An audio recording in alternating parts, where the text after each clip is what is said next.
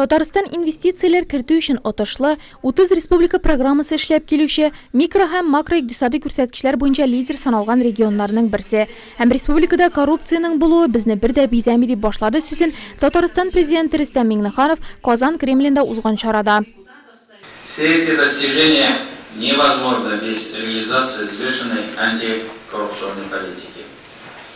Работа ведется по всем направлениям, от воспитания и юридического просвещения до проверок госслужащих на законность доходов. Было выявлено, пресечено 1038 преступлений коррупционной направленности, 157 по фактам получения взяток.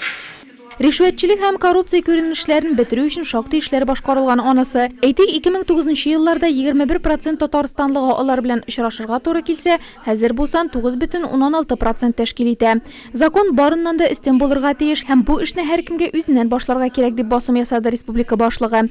Ә менә Татарстан Республикасы буенча тикшерү идарәсе җитәкчесе Павел Николаев сүзләренә караганда, әлегә төбәктә коррупцияны профилактикалауда борылышлы мизгел күзәтелмәгән. Җөмһүриятебездә 2020 елга кадәр исәпләнгән максатчан программада эшләп килә.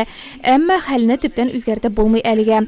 Республиканың берничә районында эшләгән эксперт төркем коррупция белән бәйле күп җитешсезлекләрне ачыклаган. Еш кына закон бозулар дәүләт һәм муниципаль хезмәткәрләр тарафыннан башкарыла икән. Нурлатской городской прокуратурой также ведется работа по Коррупцияга каршы туру буенча Нурлат шәһәр прокуратурасы да эш алып бара. Хукук бозулар ачыклана. Әйтик, коммерция нигезендә эшләүче оешма элеккеге муниципаль хезмәткәрне үзенә эшкә урнаштыру турында хәбәр итмәде. Бу закон бозу дип санала. Шуңа да оешма директоры административ җаваплылыкка тартылды һәм аңа штраф салынды. Үзегезне һәм башкаларны хукук һәм закон бозудан саклагыз. Татарстан дәүләт киңәшчесе фикеренчә, бүгенге утырыш туры куллы булмаганнар өчен ачык дәрес. Делать надо выводы. Где-то вы не успеваете, может быть, где-то что, но это не дает повода, потому что состояние общества в целом такое пока еще. Переходной период она продолжается. Много гуляющего имущества. Не все нормативы отработаны или они слабо исполняются. До сих пор не можем привыкнуть исполнять закон о условиях рыночной экономики. Без этого как жить?